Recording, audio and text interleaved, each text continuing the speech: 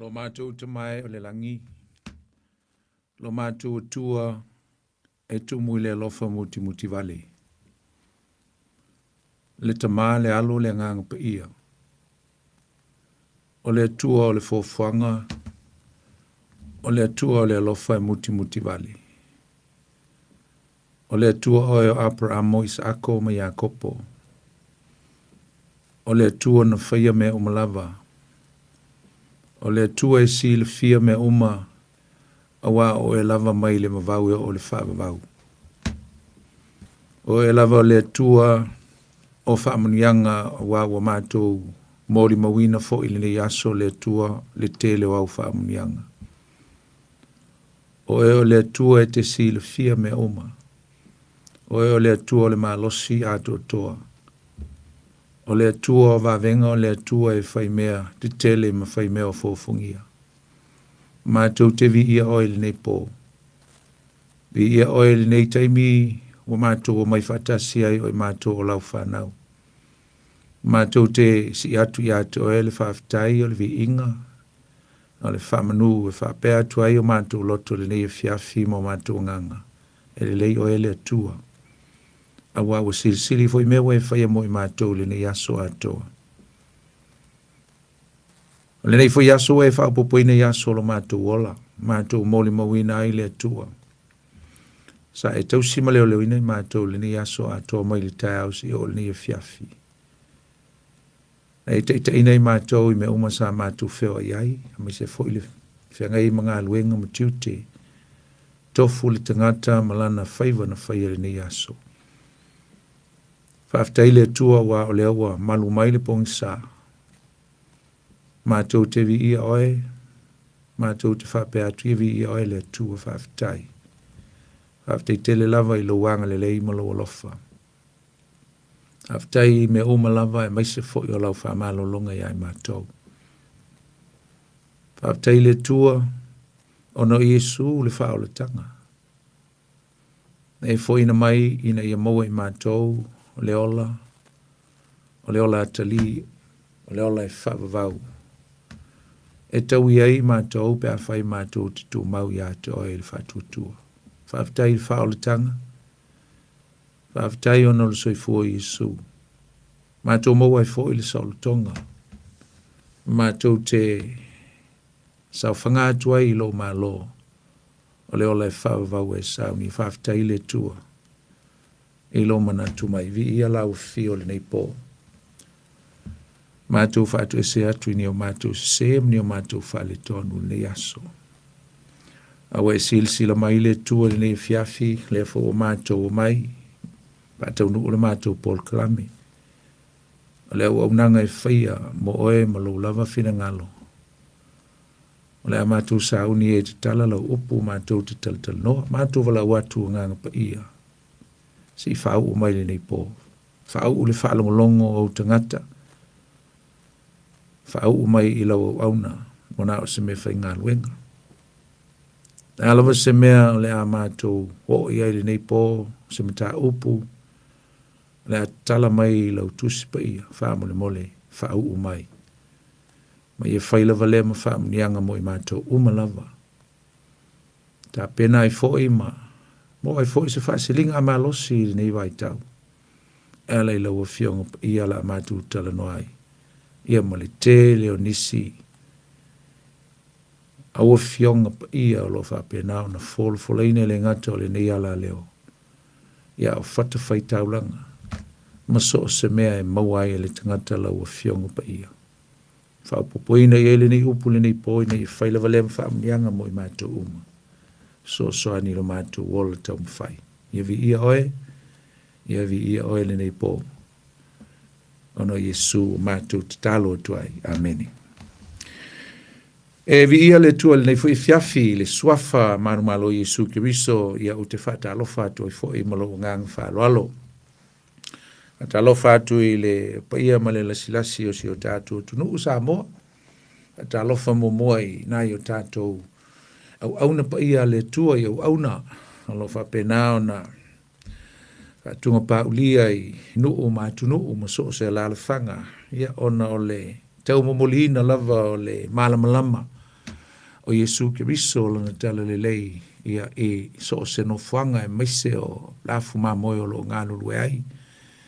Matalo fati atu tol ni fia fil swafu Yesu. Malole tau, malole ngalo lue. Malole fai o le faiva, malole o stau langa i nei fui vai o sa. Ia e fatalo fati po ile pa ia mamalu si o tatu tunu, tupu ma e. Tamali ima fai la unga, ia. Aunga whapae, ia mese fo yo whalitua mtausi. Ia malosi o le nuu, tupulanga lalvaoa, si o tatu tunu. Ta alofa atu le fiafi ma le ngang fia, le ngang whaaloalo. Ia o la auto, auna le o ponifonti, le a tatou. Ma futa le fiafi le tatou, ta upu pe o le tatou, por klame masani, tu ule upenga ile Loloto. Le whangaluina na i o tatou, tinamtama ma tutua, fata alofa i atu tau.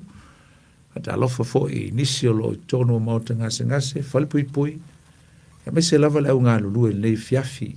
O vese meo e ngā lue ai, tono falfai ngā luenga, lo maota. Ia po lunga fo i la tele, pa fe lava se vaenga lo e ngā lue ai. Ma lo le fai ngā luenga. I whamli atu le atua i tiute ma faiva le fiafi. I stei mi fai wina i atu fo i atu, ia i le file mua le saunga le mua le tue lunga ala. Ta alofa i so se tasi lava o lo, mafuta mai fo i so se tafol kelope, i so se atunu o lo e mafuta mai ai, ma e whaalongolongo mai ai, ma e mai moa mai ai, pa ta alofa atu le tato por klamel nei, ia te oi, ia mulisa o tu lava ia le unanga le radio Samoa, ia whaamanuia fo i le tua, ia i le nei au nanga e pe o maua ia manoa le lei e pe o le nei foi. Ia fiafi e pe o tatu iai, ia. Sanga i mai ai o le tai, si o tatu o le fionga pa ia le tua, fata alofa fo sunga ia sau, ma ngā lulua tu le ia fiafi, whamnuia le tua sau, ia te oe, le atali. Ia pena lava na tatu vavai foi le se e mali o le tatu sa le nei fui tau sanga. Le fo tatu o lia mai ia le ma sina lona lua nei tu sanga. Ma sina o Februari. Ia ia whamnuia tu fo ia aso whanau, aso soifua pe o fon whalongolongo mai nei le teo nisio.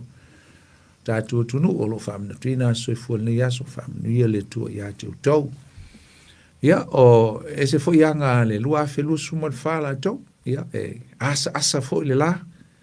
Ia utau soso me fo le malu lua pe o le nei tai au. Ia tau nei New Zealand, mai se lava au kilani. Ia mulimuliane, ia o asa fo le la, ia o fo linga ese ia o le matautia o le tua, mai pule le tua ia na fo fuanga, pa o le me whaita atu te whapea e whaftai le tua, i lo le lei, ma lo tausi mai, ma le tele o au whamnianga ese. Wao ngā le i o mātu wola, ia velava, le ama, me whamanatu mai e pēr i tātou lo soifua le tua, e leo tu le moe lavo ia. E tu mau lavo ia o ana nafi o le asoe o le whaavavau. E tu mau lona le lei. E vi ia le tu le nei fiafi. Ia o le a tātou ai fo i le fionga pa ia le tua. Pe fo na wha solo mai e le tātou mta upu. Ia i le nei fo i vai tau tātou iai. Tātou a mata ia mateio. Tamo levi o le si swafo mateio o levi. Ia o ia o le tangata o la fonga na whainga luenga, o le tangata iutaia na whainga luenga mo tangata Roma, i tu tonu lava o le a ai o kape na umi. Ia o inana maua e Yesu le tātou tama o Mateio. Ia, ma o le winga o lona ingoe pe o tātou tala noai, o le alofa o le atua, the love of God. Ia, sama kwa le ama se alofa ngi ka i tangata i le ngaoi sa i le ngaoi sa ia i la fonga ngai tangata le oi o ngai tangata i la ko taxes ma mea whapena. Ia, ai na li liu loa le nei tangata o Mateio. Ia o se tangata o ngā tele. Ia, ma o se tasi nei o so o Yesu. Ia, o ia o le tangata i uteia ma o yo i lava.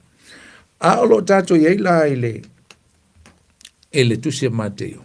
No mo se si awala i pi te whawhaingo fia hi ona tala ma o au ina le tātou. O le tātou tusi le nea Mateio. Ia. Awai pi lava iei na isi teimi o te loa i pe e tau whaia ia sina ne nefu o lau tjeno, e pe fo o le mātou ainga i lana whai mai lisi teimi. Si o ainga e whai mai, e pe whai sina, e leo manino lai titi fo i lele ona o le telo mea ia, e tau atu i lea vaenga, ma lea vaenga, walua leo mamu whau. La lava se awala mi whai e ona, e sa o langa e o se tusi tele, a leta te tau mwhai na ia, whai se vaeva ina ia, whai ngofio na mana malama.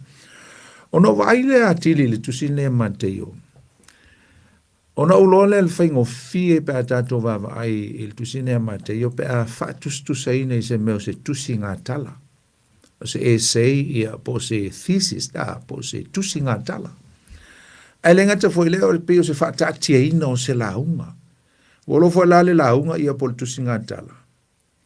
E iai le upu amata, e le introduction. E iai le tino, po le body, po le mele o le aetala no ai, ki liva o ngā tonu ale au te o lau, o le whiau leo le launga ai, e po lau tusi ngā tala fo. Masa ni au tau ia e whai tusi ngā tala ia o ngā whaatus pa ia o lau tua o ngai. Ia ai whai u le meta o le conclusion, ia po le upu whai u, mai ele o onga o le mele sa aetala no ai. E whapena la le layoutinga o le tusi po le whaatatia ina mai o le vai ina o le tusi le mateo. Le wa umana tātou tala no ai i vaenga e lua.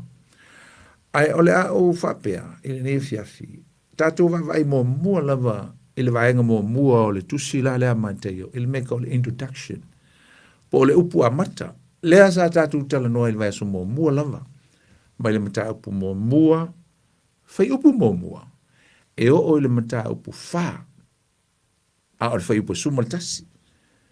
Lea na u wha ingoina, o le whaai loa ina mai o Yesu lava ia. Malitala le lei.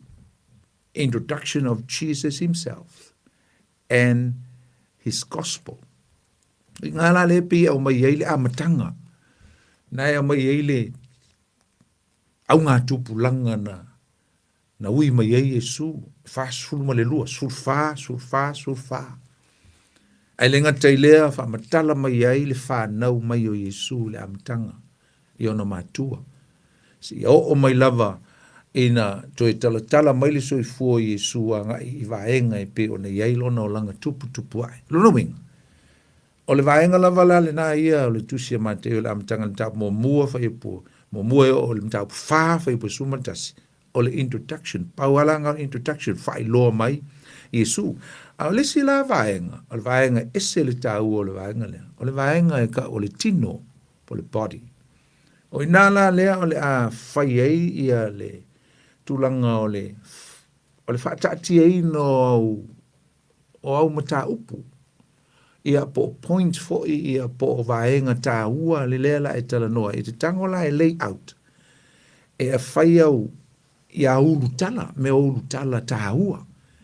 Ia mo meo ka mai bullet point e ku ai mana isi au o manatu la iti. E whapenga umala le tātou vavai. Anga i le body, i le tino. O le body la le tusia mateo. E lima le lei ia mo meo subtitles. Ia po meo titles la iti o lo i etu tonu. E sisi whapunga e lima vaenga. O le vaenga mo mua la. Le sa tātou tala noa ai mai le mata upu e wha upu e sufulu ma le lua. Sa so o mainga lea. E o le mata upu fitu. E o le whai upu e lua sufulu ma le iwa le mata upu fitu.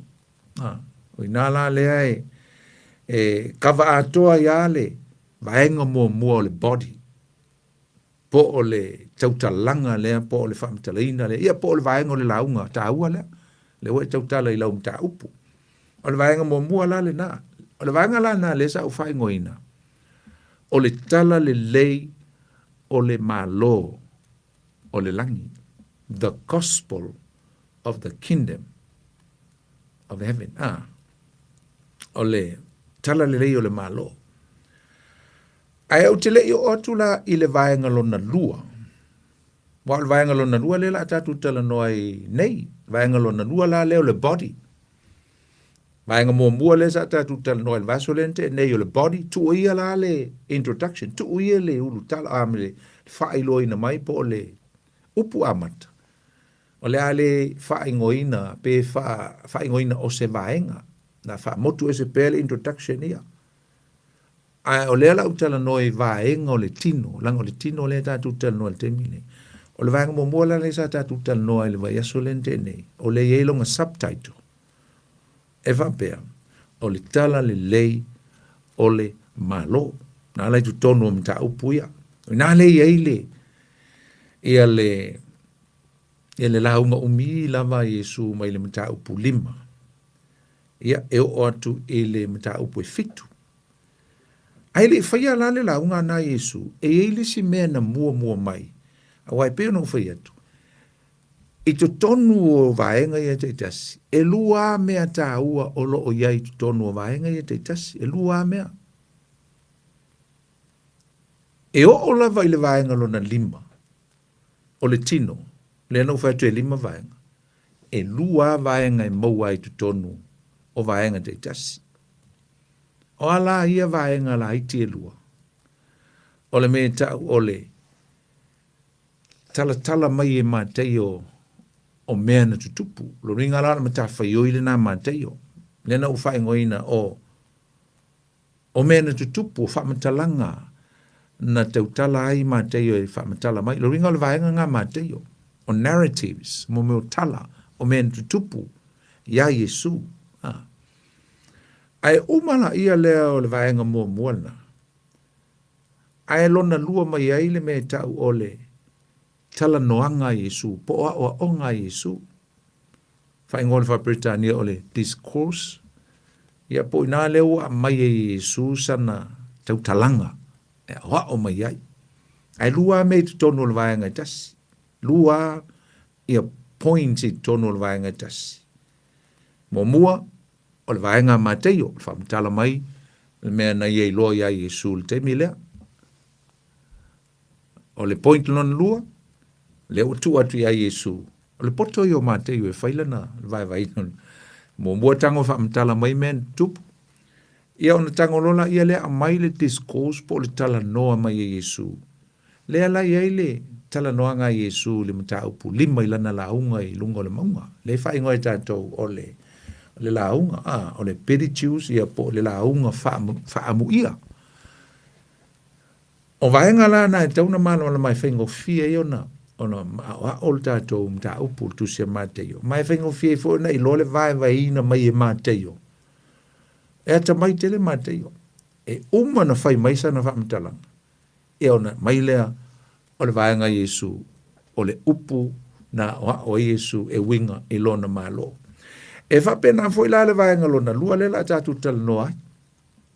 O le vaenga lona lua lela tātou tala noa e mai le mata upu valu.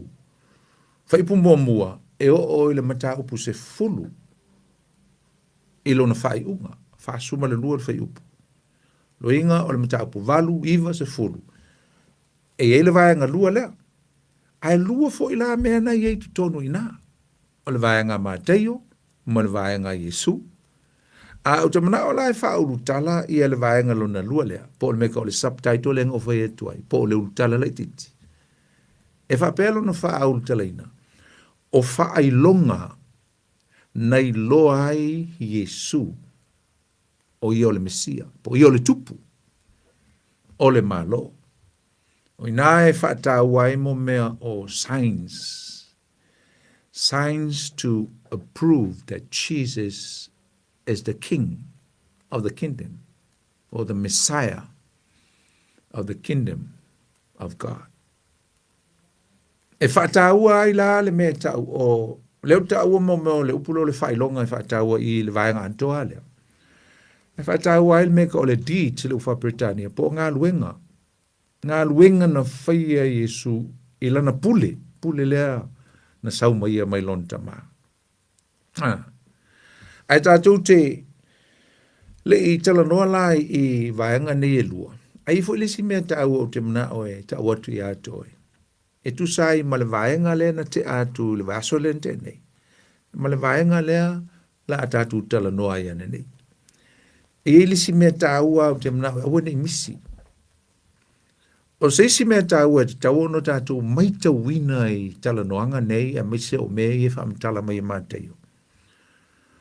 O le vaenga mua ma le vaenga lua, le la tatu tala noai, e loa ai, le tā ua o le meta o le upu mga luenga, words and deeds. Upu mga luenga na whai ai le ngā luenga a Yesu. A tatu mai te wina la le vaenga mua le tata noa le vaso lente nei le launga umi a Yesu. Mai le mtau pu lima o lava le mtau pu fitu. Wai loa ai nia o onga mtau tia sa o wina ai e Yesu o na so. A o lea la tatu tala noa i le mtau pu valu maleiva.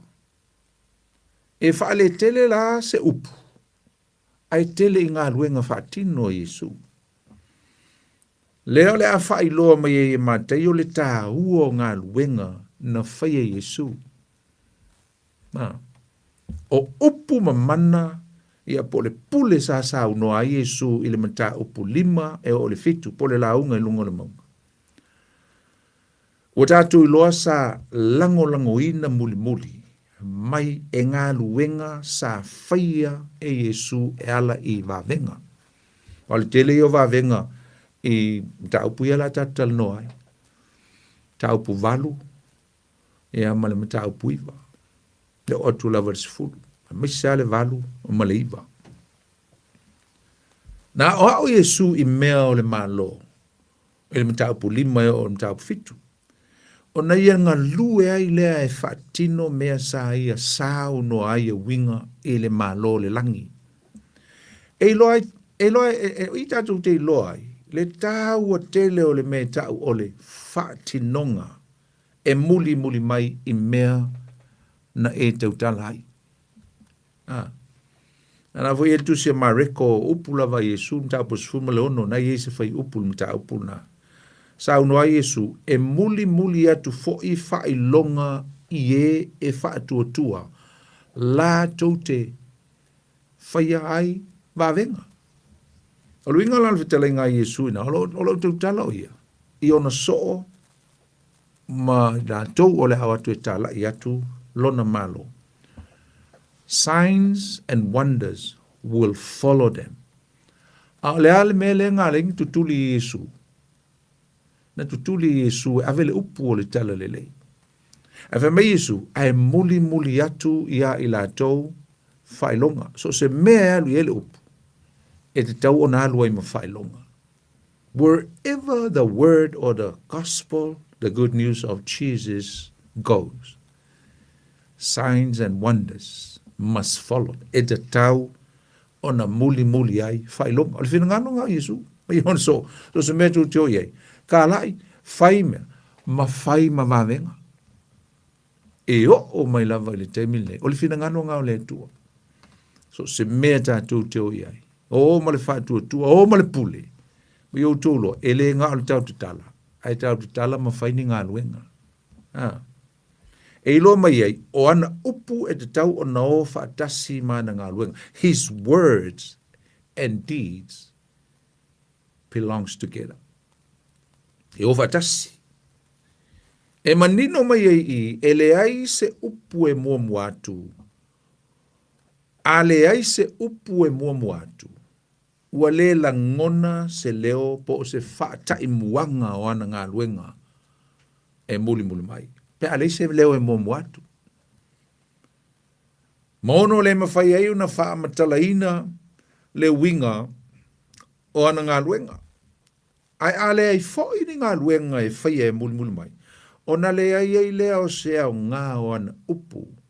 A wae le se wha maoninga o mea sa i e te utalai e winga i lona malo. Ma le ai ma se karikomu ai. O lona winga, o nei melua e tatau ona o whaatasi. I le ngā luenga Yesu whape foi i tātou. E le mwhai o nā alu nā o le tasi, ai tu o le tasi. A le ai le tasi o nei mea ai alu ngā kokas. Le ai le mwhai o na mara malama tangata. Kai pia se me vo o se riddle, se kai pia se tupua. Mo se tala vo e wha mtala se tupua. Ai le mwhai wha mtala ina sisi. I le mara malama i sisi. Apena uma le fina ngalo Yesu le whaingolanga ministry. Le fwea mai whate te inga mō tātou. E mō mōle upu. Ai muli e to inga luenga. Le umio le la unga Yesu i lungo le monga.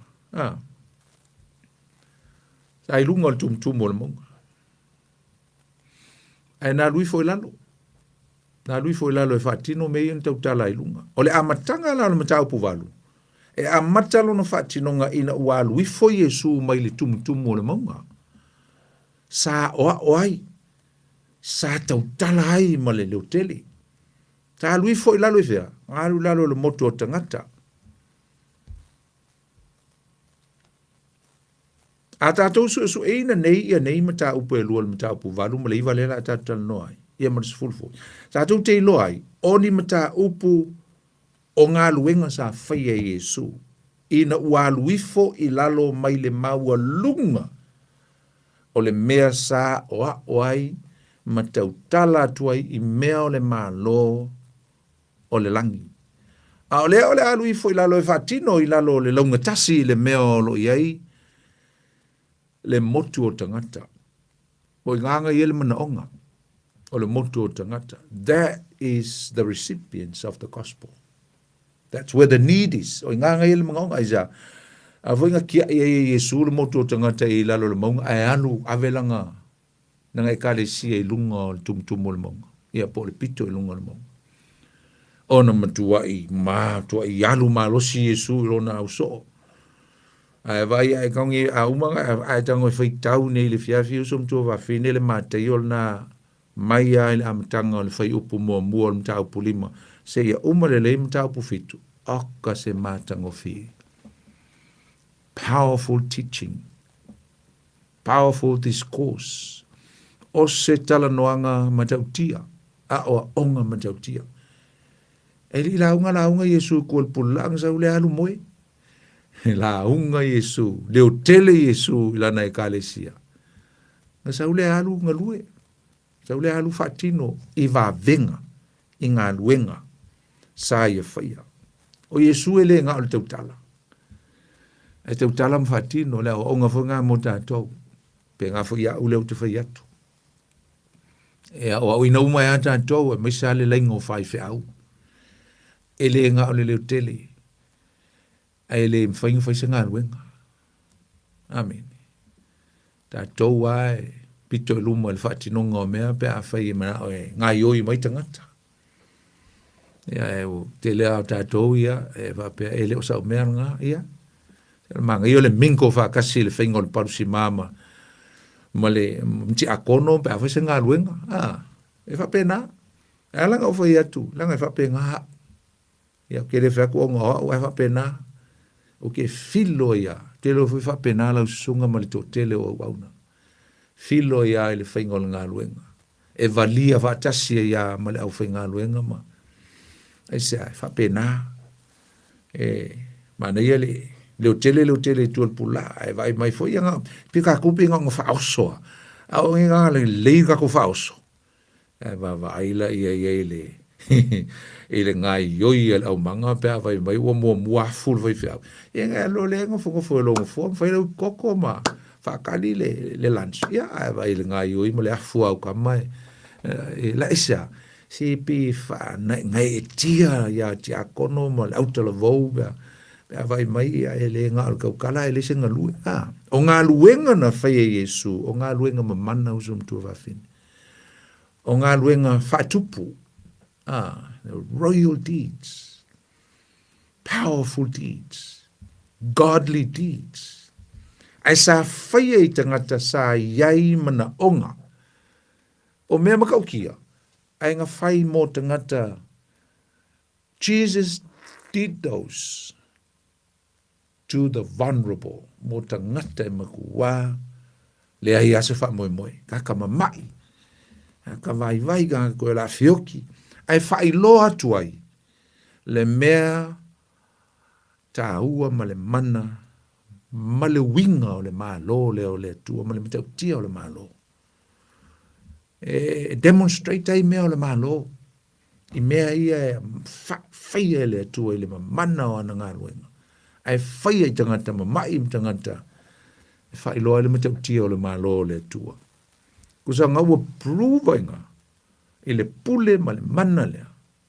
Mea na tau tala Yesu i winga le malo. Ai leo whakingo. O mea tonu ala ia. O le tutupu ai tonu o le malo lea. Malo lea leo wa ia tātul te mingi. It's an invisible kingdom now. A o lea la vai sau. Winga o le whamtalanga na wailisi whamtalaina o le mengi o le malo le tua. E leo i lo atu. A o leo wa iai. It's invisible, but it is here. E leo vaia, a o leo wa iai. Aisa. O le malo lilo leo le tua, o le ielfunga ele ele. O le au kirishano whatua tua e leo whapokopoko se e kale si eskasi. A o lai fifi loi, lea mea ma lea mea kongo, mafitanga ma e kale sia ma so se mea no nofo ai ma ta pua i ai ma whaatari ai le toi fio mai Yesu. Ai whato awa ai ale malo tino mai o le malo lea. I le taimi e fio mai ele tupu o le malo. Lo inga lao lei ai, ai leo i loa. O i le malo, o oi. Pe a whai o lo e ola i le pule lea, whaonga le pule lea na mai Yesu i ate oe. Mau.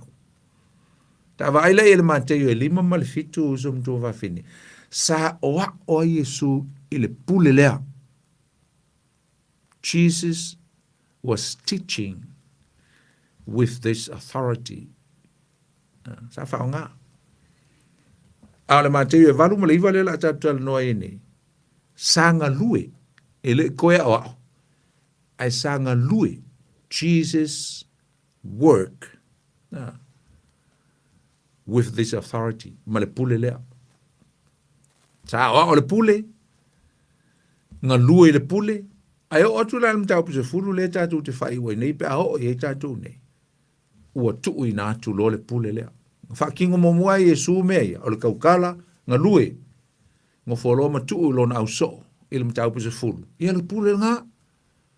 Le pule le na ua watu i atu. E langa le kele le ngā luenga. E kaunga whai. E kaunga waku i au kou. Kako kau whai yo ai.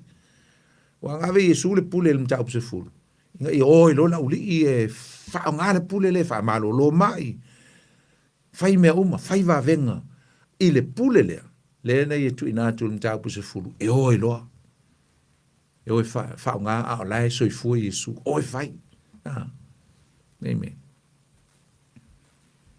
Tatu amata la i vaenga lona lua leo tatu tan noe winga i mea i whai longa. Le la tau tan noe mtau pu valu. Mtau pu iwa. Tatu te amata e fo i vaenga o loo whamataltala mai e māteo na whaia e Yesu. Me o narratives ia no whaia tu ai. Ia mai le mtau pu valu mo mueo o lava e le mtau pu iwa. Le tala no a Yesu i le tele o nei vaenga. Ai whai o fo i vaenga Yesu. O lea o onga matala noanga mai i ana o onga. E umana whai e Yesu, e umana wha matala e māteo le vaenga le la tatua noi. E umana wha matala mai e māteo me na whai e Yesu i vavenga, o vavenga. Narratives, mantau mai, mo tala, mo wha matalanga, tala mai mea. Na me i fo leo māteo i tua. Ai tu mai Yesu, ai kango maka yo a mai le whaamatalanga. I le mataupu se fulu. O lo whaamatala mai ai. Le tala noa Yesu i ona so. Ma watu le pule lea. Awa me i māteo i tua lea sa ia whaamatala mai ai. Ia mea na whaia Yesu. O ingala esele le tāua. E iwa ni wavenga. O lo vai nai ni vai nga se tolu tu tonu o vai nga ia. Tolu pete i tolu. A vai nei la matanga lava le mata upu valu sum to va fini. Ia. Ana lava a mata mai i le fa malo longa o mai. Fa malo lo le pela. Ta mo mua, mata upu valu fa mo mua o le fa malo lo ina o le pela. O le fa malo lo ina o le afine o ameno le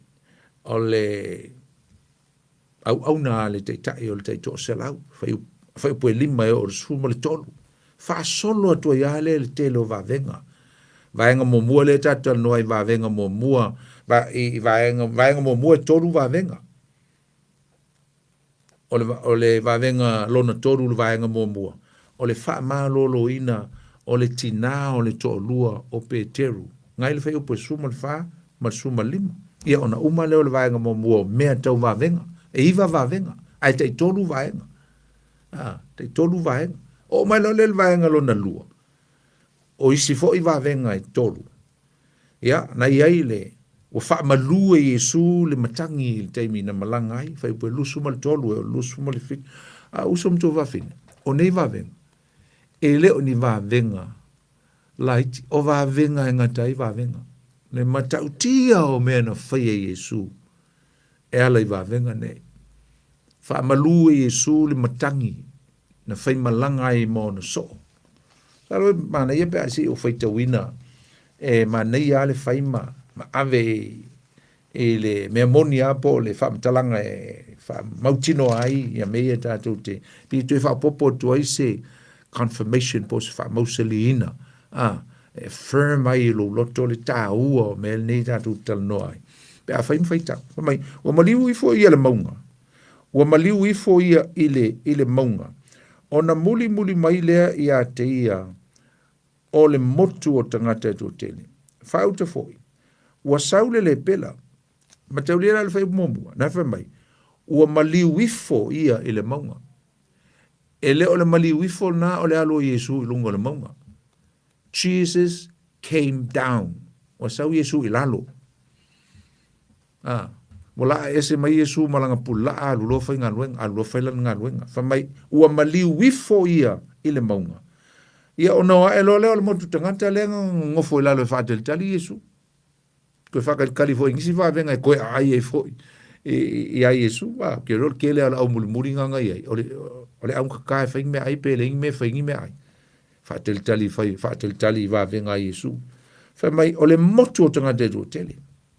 Au te foi. Ua saule le pela. Ua ifo mai a te o whape mai. Leli ie. A e fina ngalo iai e te mawhia lava o na whamama mai a tau. O na apa atu lea o ia i lona au. Ua pa i atu i a te ia. Ua whape atu o te loto iai. I na mama i oe. O na mama lo lea o le pela. O na whetala i atu lea Yesu i a te ia. Ia oe. Ne e tau atu i se tasi. A ia e alu. I na whaali oe le whaitau langa. Mai e avatu le tau langa. Ma poloa iai mose, na poloa iai mose, e fai ma fai longa ia te ilatou. Sa mena muso Yesu e alule ri le kala. A o nge inga lolofi mai, le au fai kakala. Ola, e poloka Yesu i, ala i si me fie fai Yesu. Fi alu Yesu e le nga wavenga, e fai mai si me fai, le ko so so ako, ma le si me le fie fai. Fi avaku le pule i ona, i lana au so e fa awa wala tonga luenga. A alu nge i ale le pelang i e taf mai su, au ke kau e sesi. Ngu, alu sao al whaitau langa. Le fo e respect pe wha alo Yesu. I whaitau langa. Ai sea. Pa tau ai le me mole. E ala ngā alu le tau langa. E ala ngā alu e tau le. Wha i loa ngā le. Ngā le tangata whaitau langa. Langa e le mawhai ngā alu le tangata le ave ngā o sanga tau langa e. Wha aftai e ile atua i lana il mele o malolo. Pe a le ui i leo si tau langa. Lo ingala. E se le manga ia. E alo i ai le fai taulanga. Le fai fiau. Mai Yesu, alo e kau i ai. Mai, wo otu Yesu i Kapernaumi. Ona sawele i a te o le teitai o le tō salau. Ayo e mai i a te. La le fai tau inga o maa te lo. Nga we maa mlama le tala. O i na tala noa Yesu. Oka se matau tia o le fatua tua o le neitangata. Ai le ui o stangata i uteia. E fai tau ni lalon. E a fo i e ngai malama le tala. E le ialu i a Yesu, ai ono le whātua tua le tangata le whamaila ia lea. O nā ua malo o lola ua wauna. E la tua lalta i ta ilo le ta i tō salau. Ua malo o lola na ua wauna. Ai, na ilo Yesu, le whātua tua tele le nei tangata nu ese. O alta i ta i tō salau o tangata Roma. Tangata i ta ia tangata i ta i tō salau. Mo fita fita. Na wingo le komanda. Wingo le tangata e eilo na tau aloa. Ai na vaai i a Yesu, ma whaalongo i mena whai Yesu. Oka. Ba i le sause farisei o pos tangata i utei e whai a Yesu, se mea makau kia whapea. Paua o lau whetalai, ma lolo i leo lau au. Whamai Yesu, o le nā ua ua malolo. Whamai la ia le, o lou whātua, whamanga whamai ni suna. Whamau whaafonga Yesu, whaibusfulu. O na ofo i le o ia o whape atu foi, i e ua mulmul mai. E moni, o te whai atu i ati utou, o te le i loia Israelu lava se whātua e whape na o na tele. O te whai atu funa foi ati utou, e tu o tele e o mai sa sae ma se sifo e ta oto e ai whatasi ma apura, ama mo isa ako mai a kopo i le malo le langi. A o tangata o le malo, po o tou i utaia, ka alo whai. E tulia i la tau le pou liuli fafo. E iai le tau whaitangi a we ma le lili vau o nifo. Ona wheta le atu leo Yesu li taitai o le taito salau, i nā aluia. E pei ona e whatuatua, ia whapea lava, ona whaia mo oe. Okay. Beautiful. Ona malo lo ai lea o lana au auna i lea lava i tu aso. Usom tu whawhine o naia te oe le pule lea. Le fo ia te au le pule lea. A whaina ave Yesu i ona so. A whawheta ato. A whawheta ato le au whatutua. O le au teletonu. O le au muli muli. O le au moli mau. I le tala le leia ke riso Yesu. A whaita ato te loa o tātou. O so o Yesu. You got this authority. O lo ia te oe le pule lea. O lo ia te oe le mana lea. E ma whai ai o no tātou whaia. Mea e lei. Va aia mua e mata o tangata. Oa, o wawenga. We can do it. Pe a whaia. Pe a whai tātou te whātua ma te tonu e le pule lea. This authority and this power. The power of Jesus Christ will enable us to do exploit, to do miracles. E ma whai ono tātou whaia. Mea e whina ngalo le atua. E whai e whai loa atuai. Le matau tia o le atua. Malona malo. Na ma whai. E o mal teimi lei tupu lava va venga. E tupu wha malo longa. Al me moni lava e tupu. Lea lava e tupu wha malo longa. E ala na le tupu ono le ai o so tātou te tonu ma so tātou wha tuatua au som tu wa whini. Tā ua fo mai. Tā ua fo mai o lo i le poto na avi e le tu. Au ni ngalo ia toe tā ua fo mai.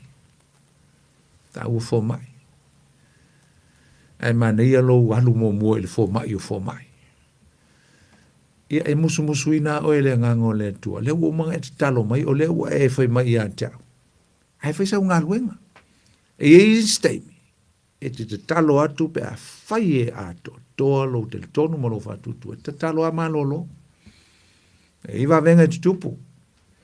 No doubt. Awangi e so mazalo salo. A le ua whatu. E ai lava ma venga i ma whai o na te tupu. Ai e steimi e te utala mai ai le musu musu le ngango le tua. Ia kui e lunga lau sunga e alu i lau fo mai e vai. Awa ana fu i le ata mai ma le poto. E aua le whanonga kulola o ki whako avili fo mai. Whatu tua fo tātou. Ia esi e whatu tua. Ai mfu ingi steimi. E awa i le whaonga ina le whatu tua tau aso. Patu tua fo ele kwa le kea se mea kwa le kea se fo mai kwa le kea nga o le tua la mana ia tele wa ele mea lofo fa pena le mea lofo le fatu tua mo le fai va venga ele tutu sa uma taipi ele tutu sa uma foi tangata atonu ngai ava walis kanka ele osanga mea lofa ia le fa malo loma ia po le lava foi o lono fatu tua fai ai le va venga but it is possible in fai ma fai lava o tutupu. Fai na tutupu. Awi ia le tua. Alui fai ale i lalo usum tu va fini. Fai upo sumal fa oka. Na e fam tala mailti nao pe telua. Maua fo o ia ile mai vevela. Ulu fale atu Yesu fa malo lo. Lui fo ia i lalo. Ia, le vaenga lona tolu. Wal vaenga lona lua le, fa malua Yesu le matangi, whamalolo tanga te to lua na ulu tino ina i te moni, whai pe lusu mal valu o tosu mal whamalolo ina o le pipili. Saule le si vaenga long tolu vaenga muri isi vaenga oka. Wa whamalolo ina i Yesu le whawhine na maua i le mai puna toto. Le si lea vaenga ma sani ono tātou whaalonga i malaunga ina au auna le atua. Ma tautia. Whena tu tupu ai nei mea. Te loa mele ese le tā ua e o le alau ele lea o kape na umi. Mana tua le ingo le nuu lea, po le ai lea. O kalileia lea, o kalileia, o lau ele o kalileia. A o le city, po le ai ia po le town lea. E tonu o kalileia, e ingo o kape na umi, o le tele, o inga a matai. A matai o na whailinga luenga Yesu. Ai kelo, misi a ko Nazareta, misi a ko Kongo Yerusalema, ai lu Yesu kua pae nuu, o la e ngā lau whai popola iai. Wane hau ta ua vaso le entende. O le nuu e makua ako ai ngā nuu foi pe maua lalo le tūlanga le soifuanga. Te linga lau o latu tangata e polonga ma whai tāvini tangata Roma ma tangata maumea. O ile o i mo ngenga mau mai so Yesu leng tatal no mai. Kau so kau fongo ngeki ngai ko inga isa. Ele lava se tupe fata wini nisi me fo ka mo faile la ko pisingisi ya le faiva la o le samila ayalu ye Yesu na lengta tu tal no al vaso lentene ele perfetanga al perfecto Isaia o le me pon sa e na oso mai ele mana malama me ele kama imana malama o Yohane el Baptiso me se ailan kama imana malama ai oso mai le mana malama o le fetua mo ia lea. Ngai tata no al vaso lente ne ngai ele mta upue. Ea fo e fa le fio mai le ese mai Yesu mai lona nuu. Tu mai toi ngā atu lei o iei lalo le tofe tangata o lona nuu. Ai sola ese, whenga sola iei. Alu o iei Kapenaumi i Kalileia. O i lea tupu umai ale tele o mene. Tu tono o Kapenaumi. Le foi la datu te vai o i lea na whamarolo Yesu le fine na mau le mai puna toto na pai atu i tūpā o le ofo Yesu na ele mta upuiva fai po lusu fulu o lusu ma le lua ma whaatu mai le oti i na whaatu ai fo i Yesu le oti o le teine titi na oti tia fai po su valu e o fulu iva ta upuiva whapupula ta waso e to lua le fai po lusu ma le fitu o to su ma le tasi ia ma le tangata tutuli na ulu fia ina e te moni. Ia o le silea mzalo le silea me te le ina awhaina ai tātou Samoa. Pala ai tātou te moni. Maulu fia i alto te lo tangata i neme o te moni. Ai ele pule wa vatu e le tua i ato e. Vatu i Yesu i ato ele pule. E te tango e tutuli te moni fafoma. Te lo o te moni. E o le nganga mo meo te moni mo meo nganga leanga. O nganga e o mai e tutuli mai e lo lato sifi o satani. E o mai le o spirit e mo demon spirit e o mai e sue e ni tangata o loo whape nao na lau taua ngafi lau launga al matu e kalesia. Mo meo tangata e makuale ai ase o langa te talo. O mkaka people without prayer lives, they are so open and they are vulnerable in the eyes of the devil. Sa wal te Apollo, vai mai wa e vai aisa, langa e leiso o langa te talo.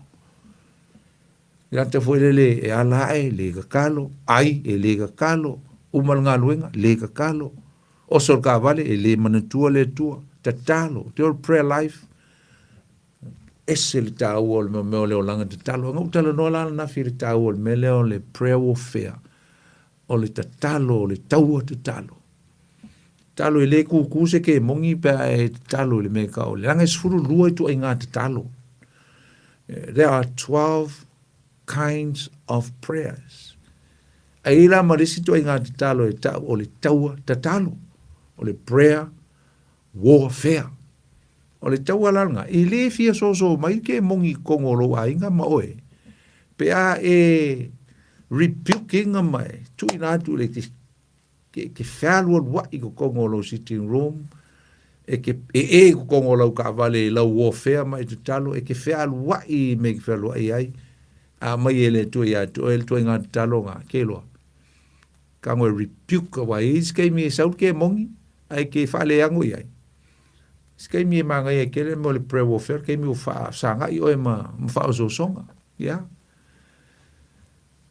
Pa aile se vai panoa e te laa e ai lumo le tua ma tua watu i ai le prayer warfare. Prayer warfare, you will rebuke the devil, rebuke the demons. Kuli ese mai kongolo ainga, kuli ese momo mai a oenga, kuli mai le mai lo ainga. Tuli ese mai dato ese ai, kwa fefea le temoni. Ile warrior, prayer warrior le tua, a Yesu. Kwa fefea sa kangi laka mai sanga fa so e lolo sa kangi nga le sawa mai pingi, sa mai pingi, e le ko sa fa so ai ata tele sa tani pe asau. Ai mai. Sa tau nga firma mo sa ala yele. La ile ava no lo mavo fa. O nga su mai satan. Le tatal no ngai meo tebon. Se ala nga urufia ka ko sa mo ke mo. O le ke le ava ngo ka ko mavo fau e ava noa e tu la foi. Lango satani e sau su e mai lana malai tau. Satan, demons will come and look for battlefield to wage war against you. Ke lola le battlefield sa kangi. Ile su ese malai po le malai ka pia fese lua kaua. E sau ilo mavo fau. Sau lo mavo fau. Me langa ya linga ti nga aina isi tangata i mo mea nganga fa te moni mo mea fa pena mo nganga leanga mea fa pena. Aisa. Mai lau anga l'apostolo Paulo e le karisi e feso mtau pe fa.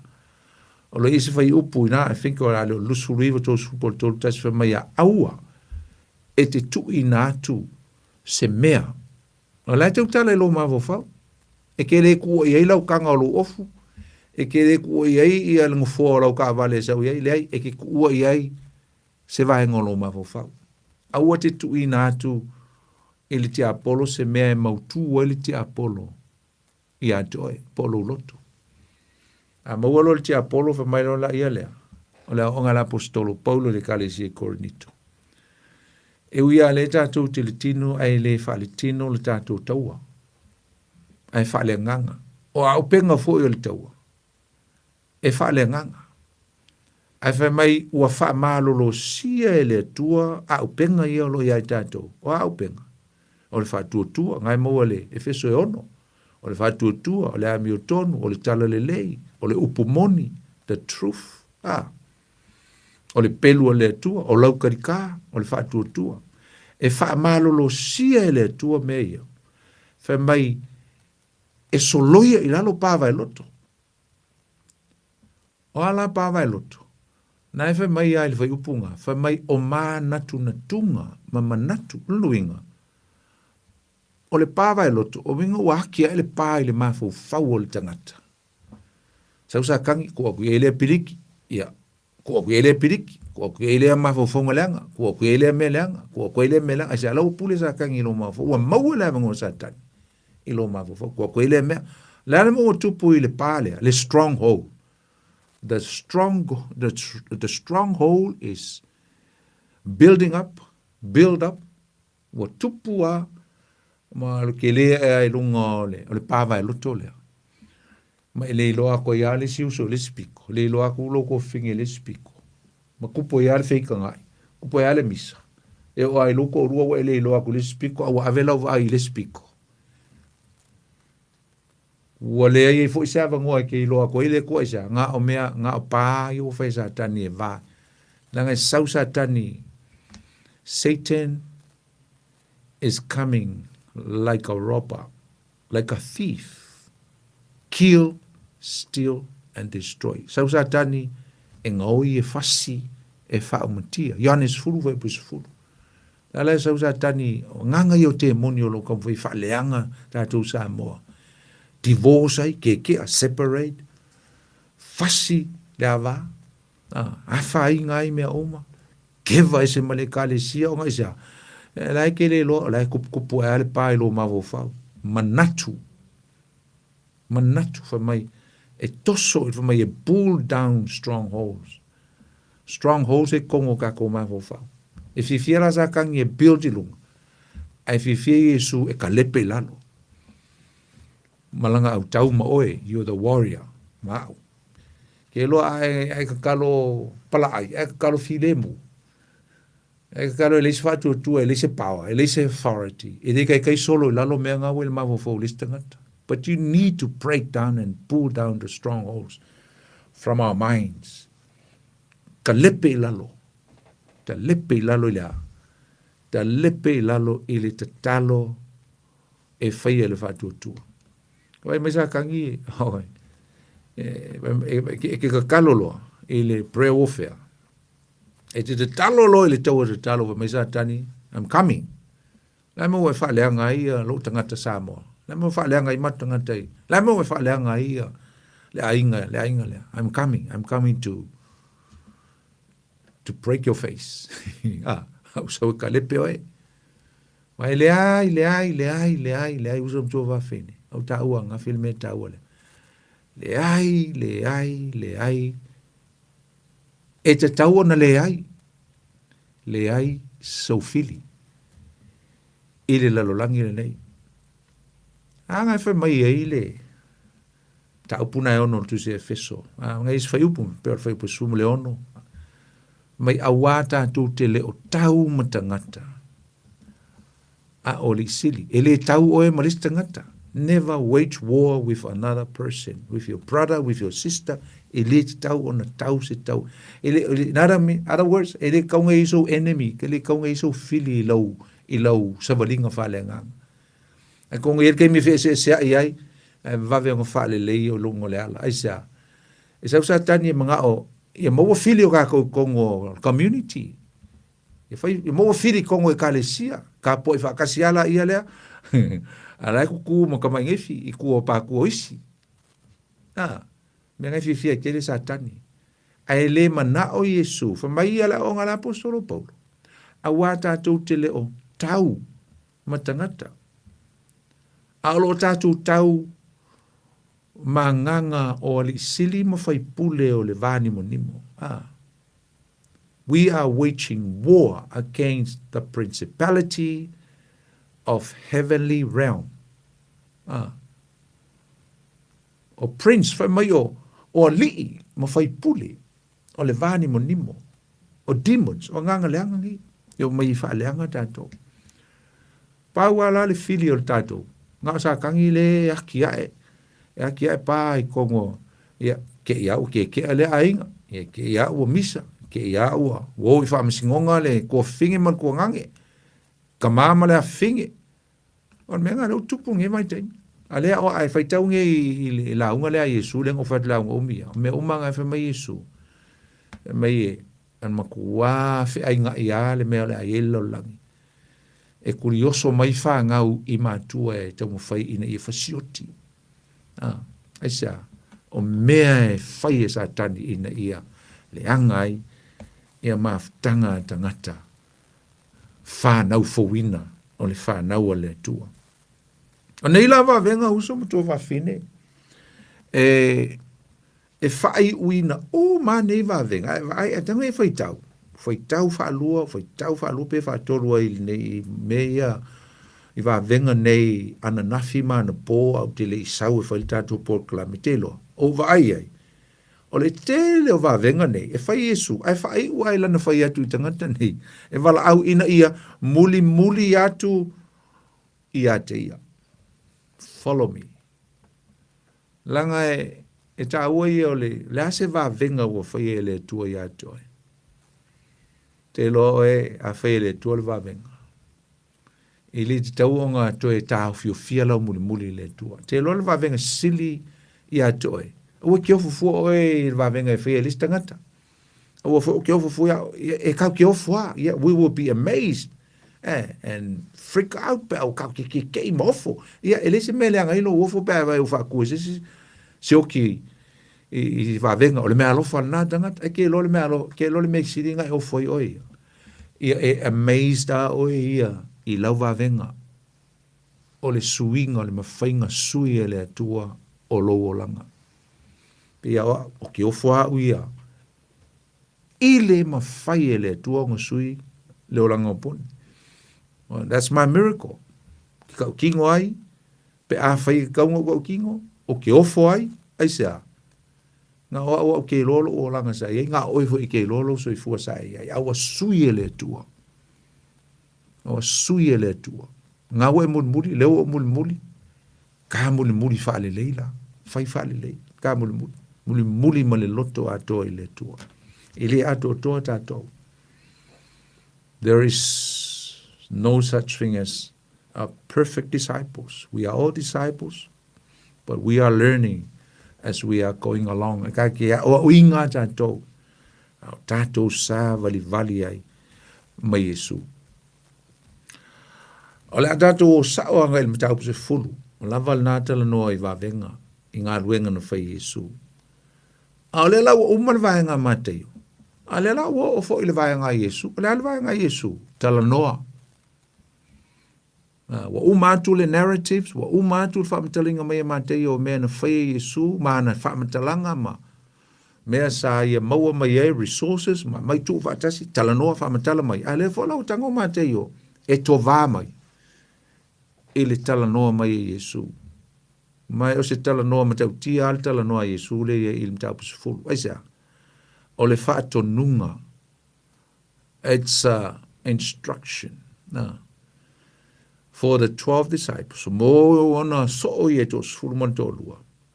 Ina ia o atu e, launga matala I atu le malo o lona tama. Ka was fulu nei vapea. Ua wala watu e ia ona so o to sfurmantolua. Ona tu atu le e ia te ila tau, o le pule, ia nganga leanga, ina ia tutuli te ila tau. Ma wha malo lo I mai uma, ma mai tinga uma, o I ngoa nei o le au apostolo. Ia, ngai wha lau mai uma le ngoa lau apostolo, ngai saua I ngā male ngoa kako kama o yutar sikara, ia aile I alu ai tamalea ile amin ngai aile amatanga, ai muli ane. Sa ia wha teine Yesu, ai sa ia amatanga, sa alu ai au tala ia male au whaingaluenga lea Yesu. Ai muli ane, sa ia wha teine Yesu, na suia le ia mata tia, na ile tusia ngā ruenga. Al fai upula e lima, fa mai wa awina atu Yesu le nei to osfulu mal to lua, wa ia fetala I atu ia te ila to wa whape atu, matalontal no Yesu, that's a discourse, matalontal no Yesu.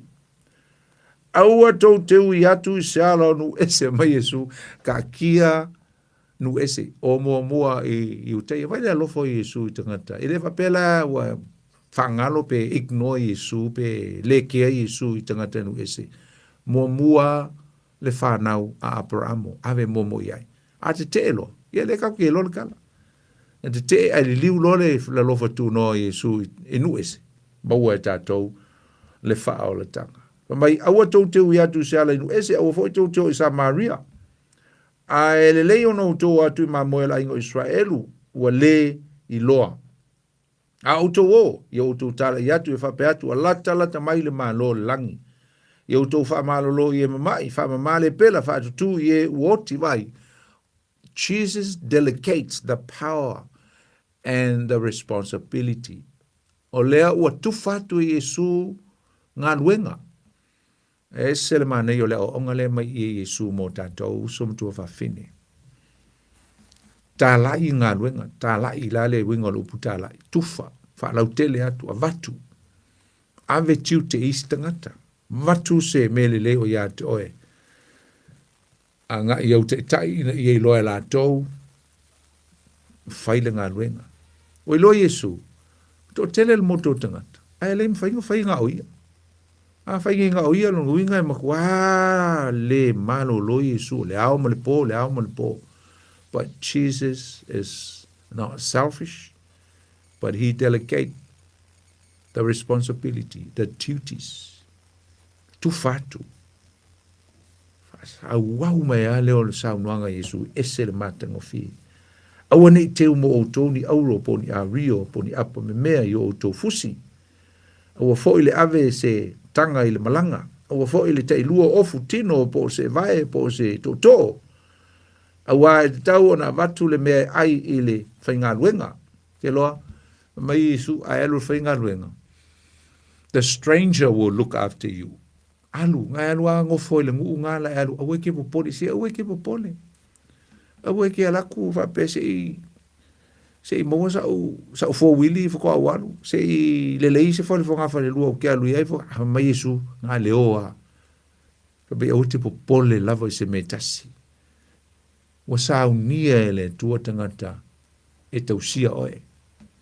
Alaku ke alaku le vang sa unia ele tua le kale sia mtangata loko alu lo fa ai oe. Ma fa fanga inga oe, ai o te pole tōna i leo sai, whikalia tangata o le tua, the stranger, the people that you are going to give the light to, and keep to be a salt, influence them with the gospel of Jesus Christ, and they will look after you. Mai o se ai, mai o se ai po se whaua ai tō te o atu i ai. Ia whesiri, po ai se iai ua te tau, i au tō nonofo ai i le tō wō ai, a au tō lufale atu se ai au tō wofo lofa atu i atu te la tō. Pea whai fo i ua te tau lea ainga, i o atu i ai la au tō whaamanuia, ai a whai e le te tau, i atu e wha fo i mai whaamanuia i atu tō, ai se le tali au tō, pe le wha longo i au tō upu.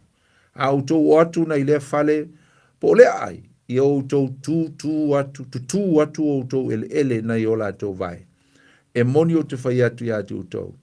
O le aso whaamasino e whiololo ai so toma makomoro i lea lavaso. Mai Yesu tu o tō vai. Te lole wingo le, o whailonga nā me o le rejection, po le, le, o le te eina. Le whailonga ngā me o le te eina. They rebel or they reject you. Olala me fai. Tu o vai. It's like you say, wai lunga ya te utolo o toto. Ai sa o toto te eina. Ai whala le fai umai i lalo i aso koma makomoro. So koma makomoro. Pa mai el fai te inga. Ole kene se sfur maliva na i eli tala i aso toma makomoro a. Ne no o il fam sinonga le tua. Mu lefu. Aina e lua o nu ese. E watu e suri wha te ingo le mena whai e le tua isa. Te te le tua. They reject God. Te te. Avele warning, ai te te. Ke leo perfeta nga warninga so komo komoro, ai te te. Pe na voila le melo whatu e Yesu. Onga lo o tō te te fo i a te o le whai atu i tangata o Israel, tangata i uteia. Pele whapena e fo ina whai e le tua. Ina ua o tō te ina. Ala si whela Yesu, si ana whanau le la o tala. O le a te, o le a sawa ina i la tau. They will be rejected. Persecution will be upon them. E whamalosi atu e Yesu. E o mene i atu tau. Ana e whamatala mai te lola le o i el tātou. Whamatalanga langa le fia tala le tātou lenga. A le maa nei a ia. Na o e si le fia na o e lole winga le mele utu whatuai. A e tangu nge whaitau. O le tala noa le a Yesu i ono so. Le fo koe whaali i ono so. O mo whaini ngā luenga. A le fo koe whaili lauga. E ngā umo foi lea. Vai aso foi lea la saungi. Kako mai foi. Koe sui foi. Koe mua mai foi ia. Ia mātei o e whamatala mai. Ai whaai u foi i le. Tala noa a Yesu. Ngā lua i ale whapena i vaenga e lima o le tino o le tātou. O le tusia mātei o le la tātou tala noa i. E wha pena o na whai. Ia, o le fiafi uso mtu wafine. Ngā tala atu le tātou leina. Ai fia walau mai, e fo se me te fia Whaasoa mai ai, whaasoa mai. Whaasoa mai. Ia, tango fo e likes il tātou Paul Klame, te lo leo ngā te leo menge o le subscribe sa, lo mai o lau lima tua ia po le, fo le ese le tāua te leo nā mea, e lo ai lo lango ma lo support, pa i lunga le media. Ese fo le tāua, e tāua te le mea na, ia whai ma fo isau comment e so swani me le tātou mta upu, ia, whaftai, ni lei, ia mai fo isau foi tionga, ia, ta lia lava ma le fia. Ia, a yesi si ne fia walau mai, fia mai fo isau fina ngalo, tolu fitu, tasi lima iwa tolu, ea le tātou numera, wala au mai ai, pe a whai o e fia walau mai, ea e tusa o le tātou mata upu. E leia fiafi. E se le, ma neia fo lele, pe a tātou wawa aianga e le,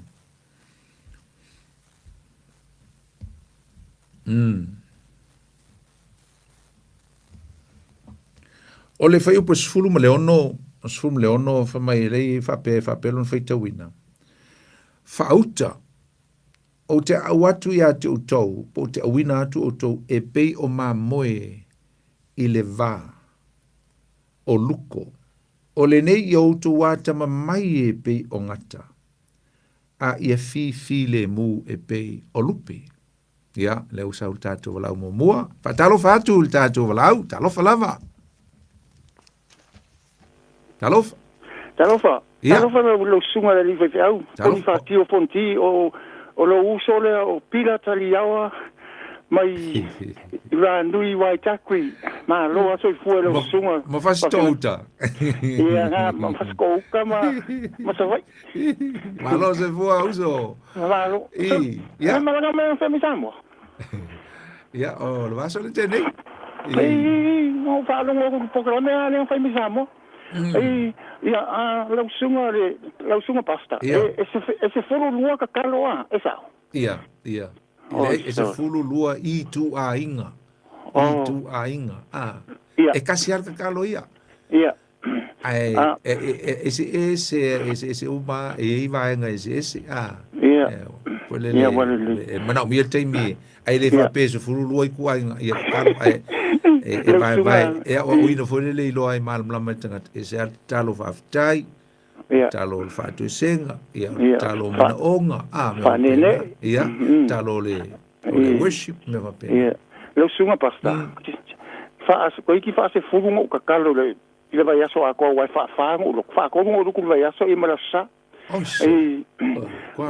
fiu pasta o fiu ke ka kalo le malo loto malo pira. Wale le ia manguia le po ka fenga mea. Ia. Que se lo ai nga mangere xaso. Ia, wale le ia familia le to ia to mala inga pira. Ia lo fa. Pleasure. Ia. Pasta. Fa. Pira ia, haftai pira. Ia. Pira sia wo i Samoa ia so ia. Ia. Aso foi o malosi. Male laiti ia, malo pira. Ia familia le to ia to pile li. Ia, nā lawa e maua lea no le tātou lenga, pea e fia walau mai, tolu fitu, tasi lima iwa tolu, pea e fia walau mai e le tātou numera. Ale winga o le fitu lenga Yesu, se le mana ia, whamai, o le auto ui le vao luko fe ai.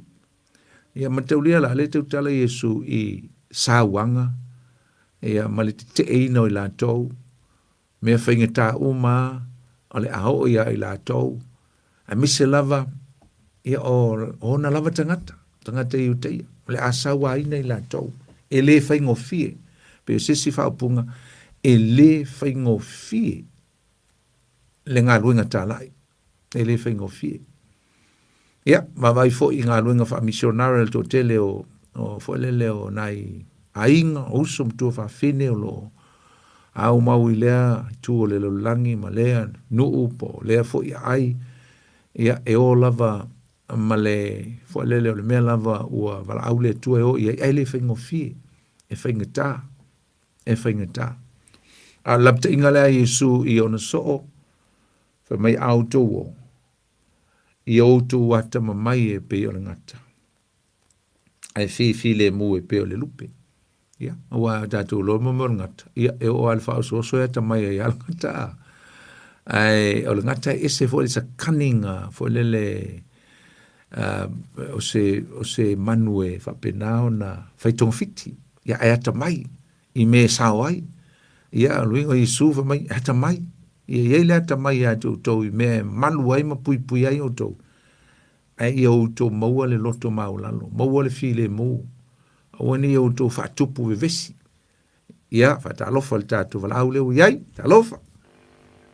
Talofa. O ile sa no fa mal mole lava ta paswa. Tau lima. Ia, talofa e to tama. Talofa kulo sunga le di fa sa. E man tua. Le ai.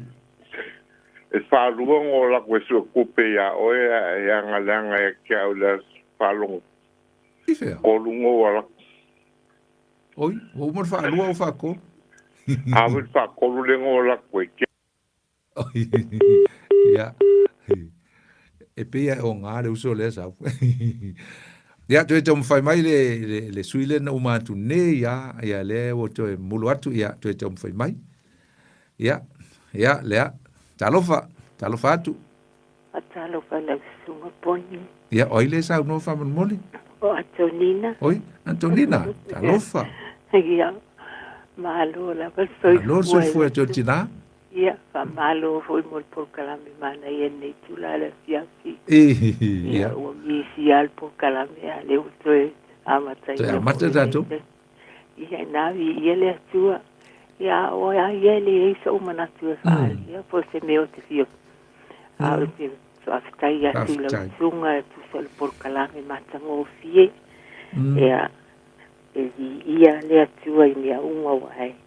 Mana ia tele por kalame. Aftai. Ia mātou ne e whaatupu e fule la ngona su e a fionga le atua.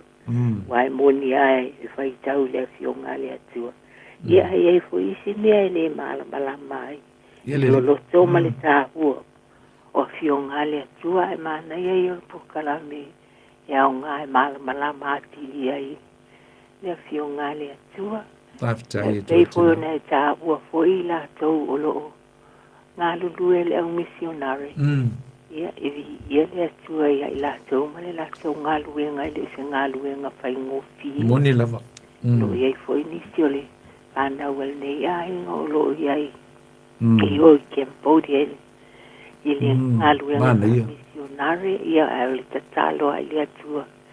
Ke saonga le mu la to umai. I mea o lo whianga iai la tau lo tala ia tau lo vi ia. E lea li ia la tau lo ngā lala fia ai fia I Moni la. E lea tua. Ai whaftai tele la mo po kalame. Aftai. Aftai tele la fo le la lango mai ia te o tina. Ai lo fa tele mo oia manuia la wala ngā luenga le po. Aftai tele la. Ia felo e fo le vai aso Antonina. Ia se fo ia. Se fo. Talo fa tu tatu la au. Talofa. Talofa lava. Talofa. Oi, talofa. Oli. Oi. E hoa mai tina. O ia whafkaya e pia I se me whaala milavi fo ngale sa o I lau Samoa. Ea. E a whaanga inga se si e le atua e whenengarue. E whaala milavi sa kangi whao so me vunga e se le koe aluai te me wapenga. Yeah. Ma iro au mai ta punga le follow me. Yeah. O le ba vinga nga sa wo yai. Le lusu ko sulu kausanga le wali o pa ia. Sa ma wa le mele ro lo fukele a Yesu le mako timlenga o ngar ko fiku mako. Mo sta klola ia o le border lang o le ave passport le. Sa le Isa Jerusalem wa lo po ia. O la gloria. O fili mai la walia lunga le poro po fixa o fa con usira le rongo sia fa kanga skari le lo skari. Ya o fa fo la ko ke ngo fo ya la o le makotin o ke le fa o fo ga ile a fo de class. O ile de makoven. Non la como solo leo ma ami ma me ofanga kai no le wo le meni niuma. Pe o le faringa o va longo e le que un silo o sa fela bala o mai follow me ka pa ko mai lo ngo o so vale luma po ai le o ke le lo ala o so se le ma u lo fak au ke le yo un pa ia va pe po ile yo luma le wa ale le ko malo o so le ka fo ki kilo o pe se vo box le luma on foli ala ngale memu fo ngale o lo fo a o le lo se le yo so valia le ka o kulo pastor pia o ke ya o ke ifo pe ka fe ko vai le se miki ko ka o lo absolutely lo foi lo con o faka sanga wa lo pa yo ke lo ko fa lo mo foi le pala o mai o la ma ke sina ko o ke se mani melen ka lo yesu la ku mo ko con ka la langia ma ko ti me ko la ikio o kan kwa e le len ka ma ko malanga wa ko sfiko o yo pona ke yo fa melai po ele fa le ngai bala mai follow me le ai ma ka ko tu ka ko kai po oi yo o manga ku lo la ia le ale ngingo fa no lo sa valo mo ko kuli ale ku mo ko sino ko o le mela ke fa ka ia la usanga pe o le se Africa foi manga o ka wo Christian Samoa nga o ka se ngila lang ka usil ia o ka le fia we fa pe nga le so le fa mai ia o le fia sa vali o le fia ia ko ya mai le ke le fa le ko ka mai ke mai o no ke ala kari ia fa mo lolo fina ngalo la le e sia tatu wala au la mo tatu te mi ori fa tai mana ia lo tulonga o ia fa kai la ma bia lo ka lo mai fa malu si lo ku finge po o lo kinga ia se umala ona mole ale ake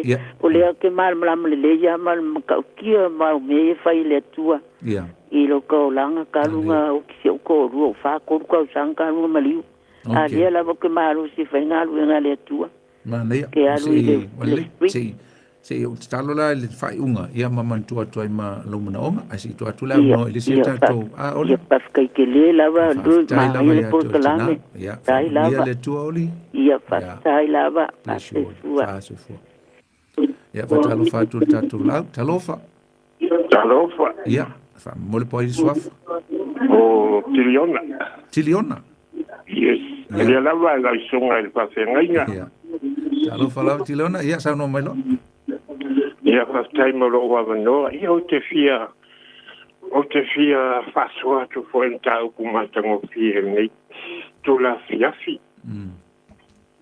le vesina sile awa la foli sile na sile yesu ila na uso ile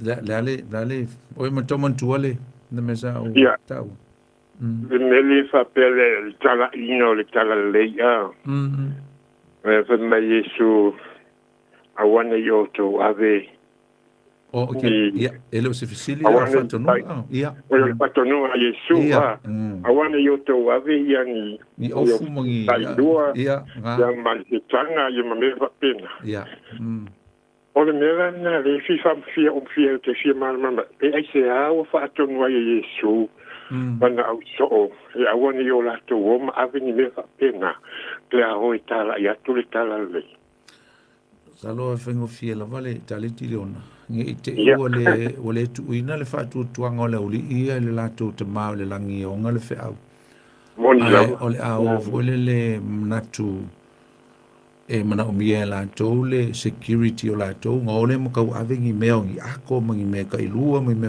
pa me na o yesu na le o lava lo inga lua e tasile of ai fe me yesu o lo soifua lo te mai faitalia lava ia ona leo ia tu ngai ili si vaenga o le saunanga Yesu ngai fe mai ai fo le nai ta o Yesu mo me manuiti ia manuiti lua na la fe mai Yesu e fa fe ona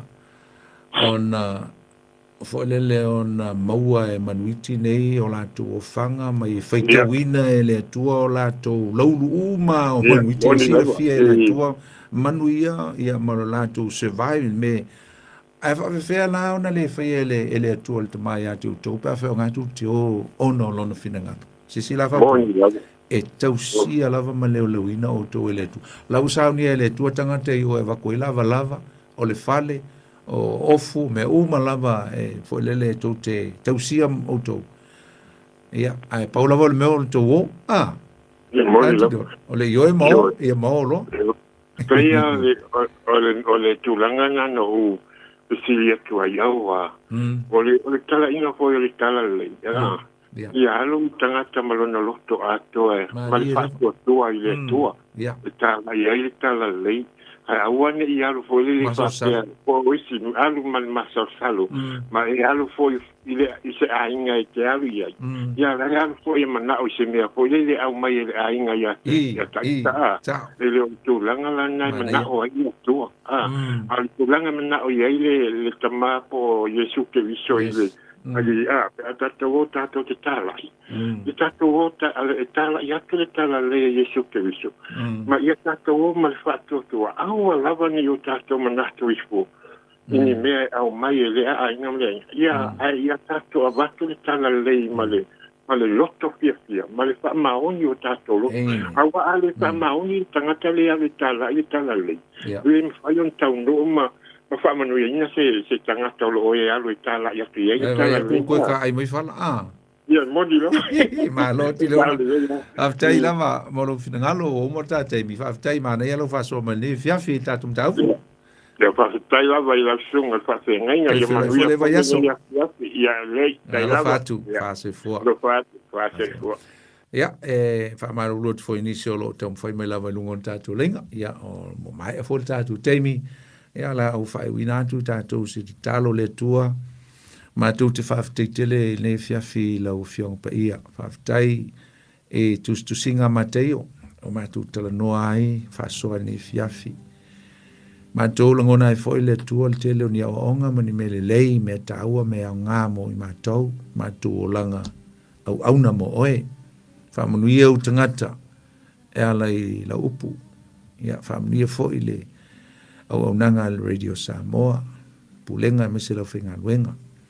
Ia tu folo mātou ola nei pō, lau whenga luenga, ia, me se folo whiwa i o seo mātou tunu, i lungo a wale tele, so se tunu, malu pui e mātou, ia, maua se vai aso, manuia le nei vai aso ato, tu mau pelevi inga ia te oe, mātou manatua le nei whiawhil mana onga seo mātou tina ia oli, le tua, ia i pealo nganga e whalo te tele, ma wha mawhanawhanaina oli, ia lau wha malo longa ia oli, ani mea o mawhitia i o ia o afu ni ona mana onga na lofa le tua ma ia pa ia tu ia loa ao e tali manao loa ao e wha malolo e wha mawhanwhanaina e te whaai e li tangata e ole atu ia te oe ma le whatu tua whamnia ia oli whamnia fo i tina u malava o ia o latu mana onga me se le wha malolonga ia me se fo i ta maa ia me se o mātua tunu tu maulu vinga ia te oe nei po maso umalo mātu wola.